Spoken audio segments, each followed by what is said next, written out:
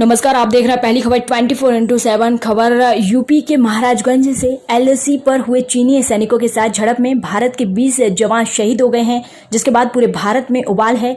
भारत नेपाल सीमा से लगी महाराजगंज जिले में पूर्व सैनिकों ने जवानों को श्रद्धांजलि देते हुए चीनी राष्ट्रपति का पुतला फूंका और चीनी सरकार के खिलाफ जमकर नारेबाजी की। महाराजगंज से मार्तंड गुप्ता की रिपोर्ट। चाइना मुर्दाबाद, चाइना मुर्दाबाद, चाइना मुर्दाबाद, भारतीय सेना जिंदाबाद, भारतीय सेना जिंदाबाद, भारतीय।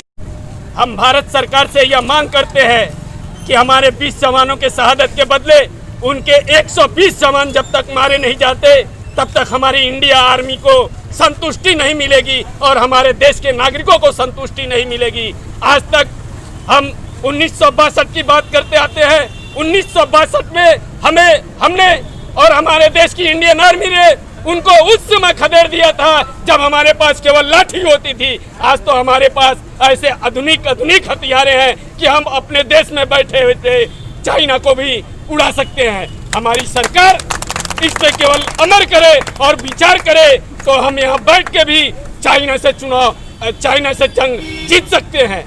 केवल हमें प्रतिज्ञा लेने की जरूरत है और हमारे देश को एकता में बांधे रखने की जरूरत है। मनोज कुमार राणा हूँ, भारतीय सेना से रिटायर।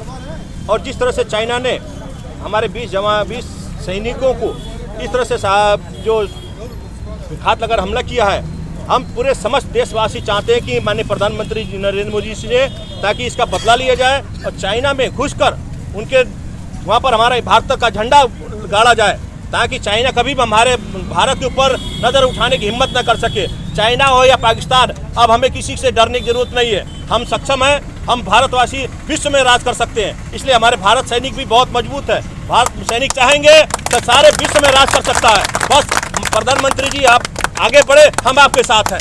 जय हिंद। देखिए, वो जगह बड़ा दुर्गम है, चारों तरफ बर्फ से ढका हुआ है, रास्ता नज़र नहीं आता है।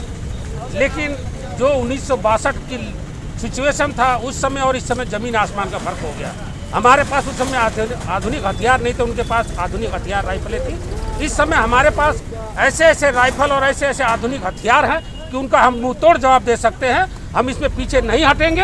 हम सरकार से निवेदन करेंगे, भारत सरकार से, प्रधानमंत्री से और रक्षा मंत्री से निवेदन करें कि इसका मुंह तोड़ जवाब दिया जाए जो हमारे जवानों ने वहाँ पर शहादत दी है।